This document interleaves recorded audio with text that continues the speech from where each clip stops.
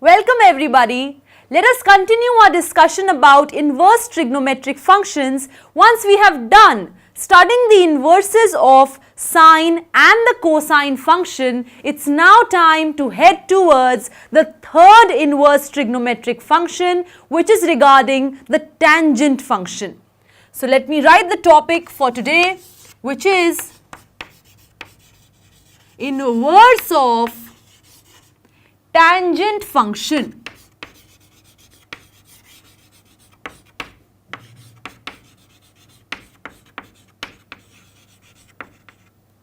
If you remember, the function tan x is a function from the collection of all reals to the collection of all reals. And do you remember how does it look like? Well, let us draw the graph of tangent x.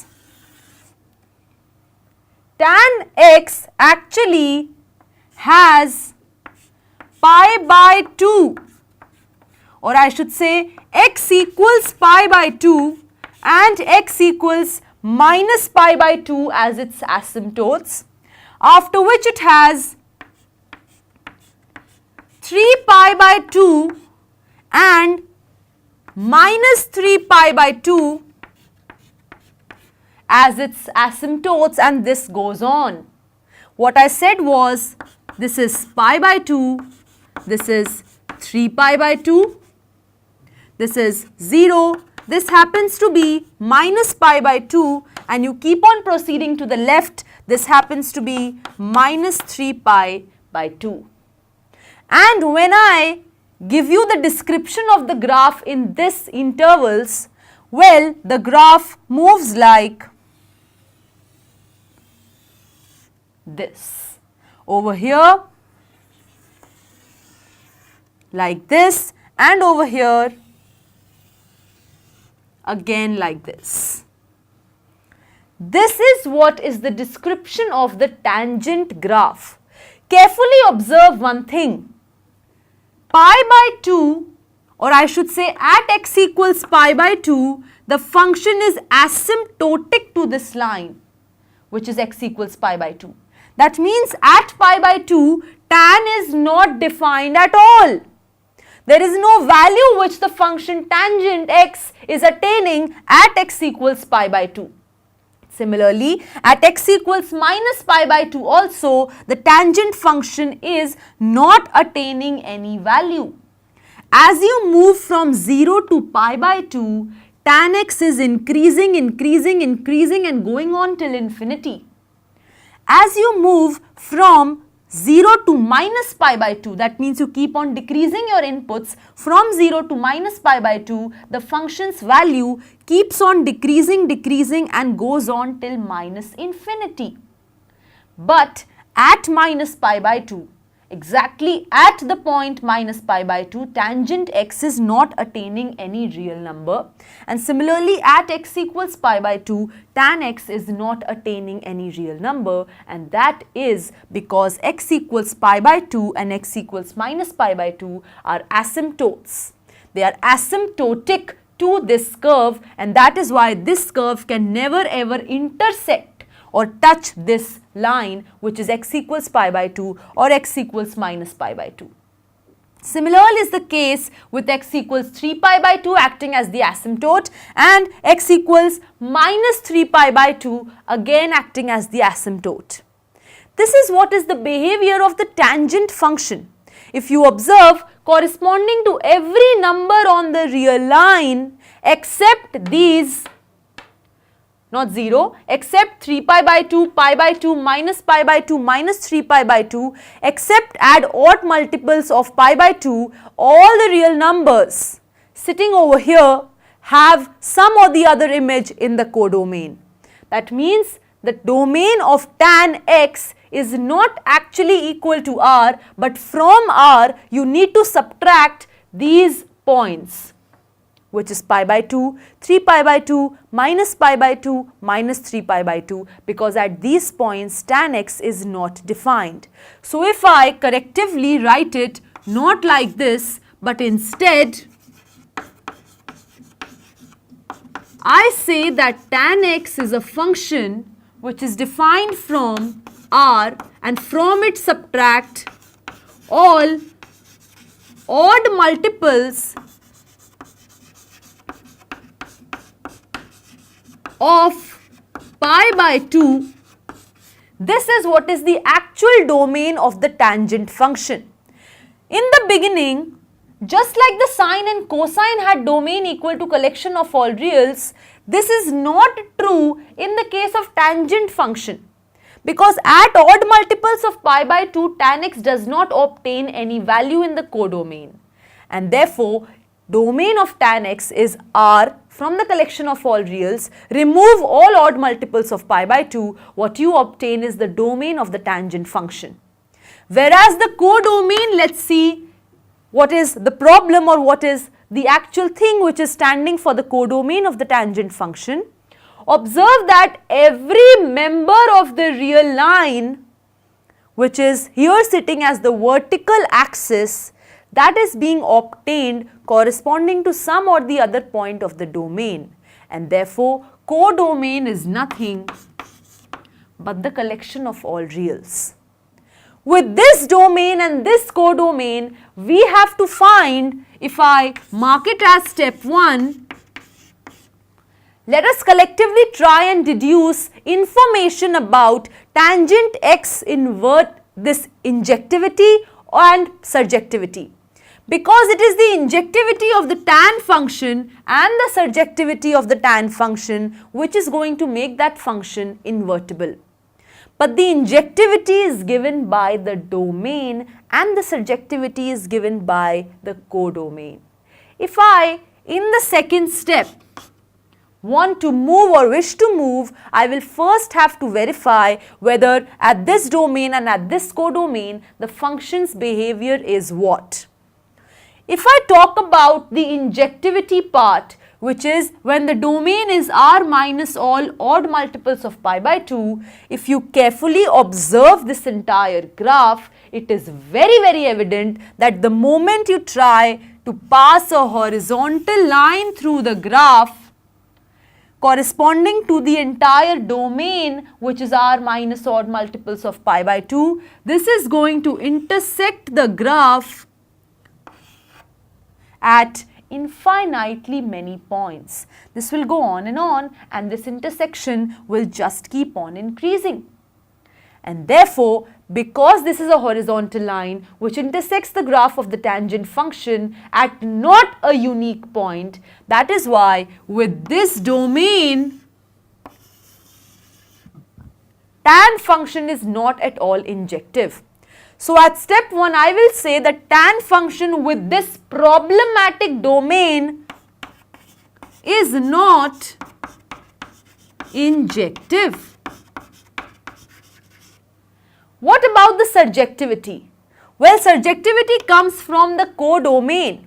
Let's see if every member of the vertical real line is obtained as output or not, because then we will be deducing that the codomain is equal to the range. Observe carefully this vertical axis standing as the codomain's real line consists of points which are the possible outputs which can be produced by the tangent function. But in fact, look at the trace of the tan x graph. It is like this. Again, the same graph, again the same design, which means this is actually covering, corresponding to certain x's, it is covering every value of the below side of the vertical real line. If you observe carefully, corresponding to every x, the image is on the vertical real line's bottom part. That is what is happening corresponding to these inputs. If you plug in these inputs from 0 to pi by 2, every value is obtained on the above side of the vertical real line. You keep on plugging in inputs from 0 to pi by 2, the answers will move on the above side of this vertical real line, and therefore the entire vertical line on the above side is consisting of members which are the actual obtained outputs by the tangent function, and every point on the vertical real line on the bottom side is also consisting of points which are the actual obtained outputs by the tangent function. And that means the tan function is obtaining all the values ranging from minus infinity to plus infinity. In fact, if I tell you, as you move from 0 to pi by 2, the output which is being declared by this graph, just see how is it moving. When you plug in inputs from 0 to pi by 2, the answers range from 0 to infinity, and therefore the function obtains all values from 0 to infinity corresponding to the inputs from 0 to pi by 2. And if you move from 0 to minus pi by 2, if you plug in the inputs from 0 to minus pi by 2, the function obtains all values from 0 to minus infinity, or minus infinity to 0, I should say. That means all values on the negative real line are also the obtained outputs by the tan function corresponding to the inputs which are sitting here in minus pi by 2, 0. And therefore, if every positive real number is also the output, 0 is also the output, all the negative reals are also the output, that means entire real line is actually not just the possibly obtained output but the actual obtained output by the tan function, and therefore this codomain is actually the range of tan function. So we don't need to replace the codomain with the range because this is already an onto or surjective function. That means the codomain over here is actually very good. The only problem is being posed by the domain.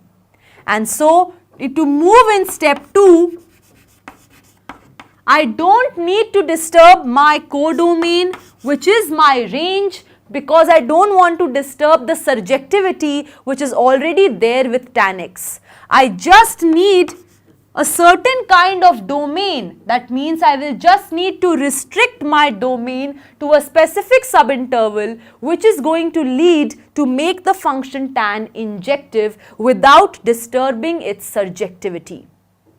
If you carefully observe, the same design in the tan function is being repeated at regular intervals. This is because the tan function is periodic with period pi. So, in the interval minus pi by 2, pi by 2, the design which is possessed by tan function is the same design which is possessed by the tan function in the next interval of length pi from pi by 2 to 3 pi by 2. Again the same design the tan function possesses, the same very design in the interval of length pi which is minus 3 pi by 2 to minus pi by 2. And therefore, because we don't wish to take the same design or that domain which produces the same design twice or thrice, because that will lead to the failure of the horizontal line test, we need that portion of the real line corresponding to which this design is just made once.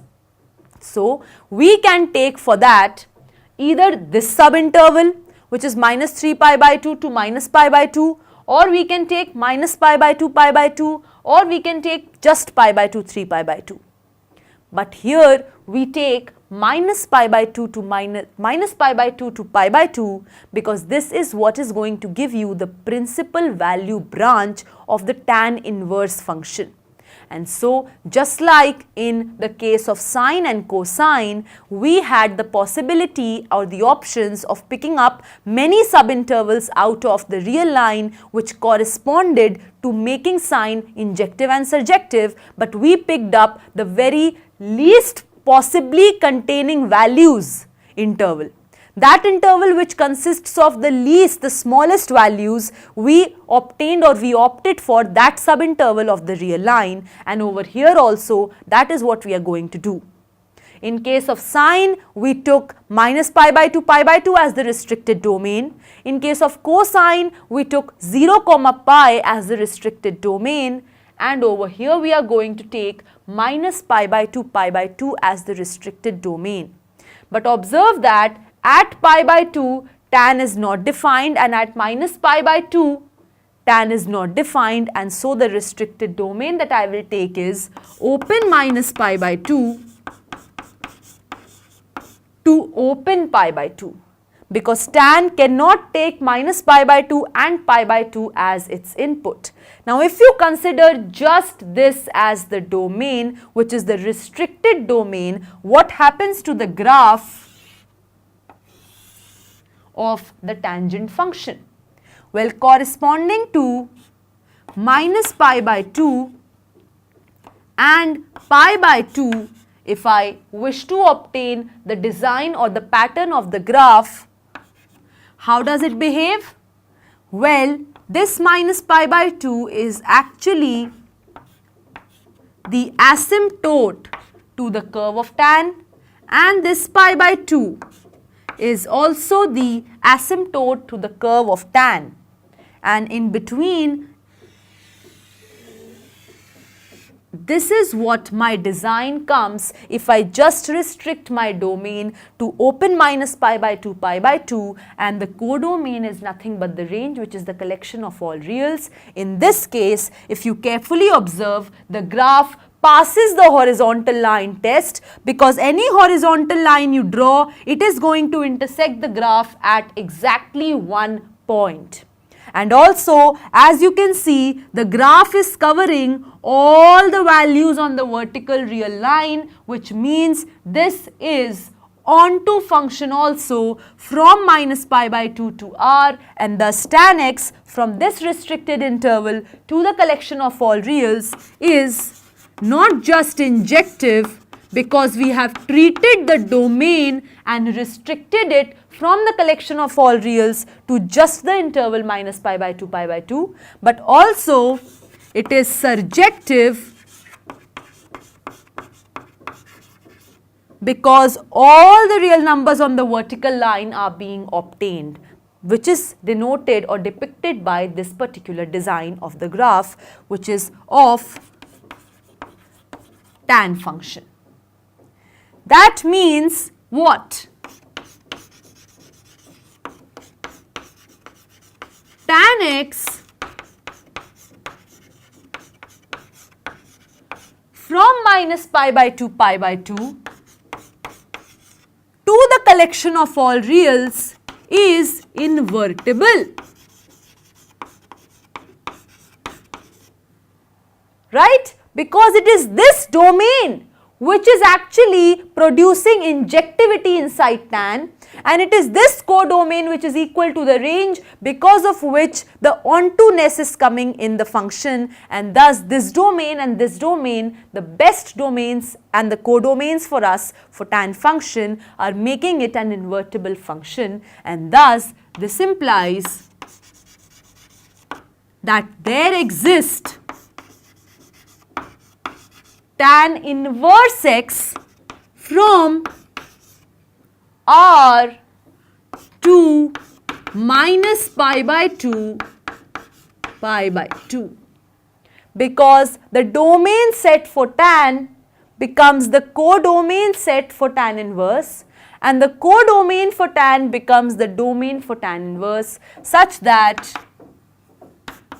tan inverse x is equal to y if and only if tan y is equal to x, where this x sitting as the domain of tan inverse or the output for tan, these input for tan inverse and output for tan, these values are just the same. They should come from where the input set of tan inverse or output set of tan, which is the collection of all reals. And for every y sitting here as the output of tan inverse or the input of tan, which is supposed to come from this interval. And thus you have that tan inverse definitely exists from the collection of all reals standing as the domain of tan inverse 2 minus pi by 2 such that tan inverse x equals y if and only if tan y equals x for every x belonging to R and for every y belonging to minus pi by 2 pi by 2.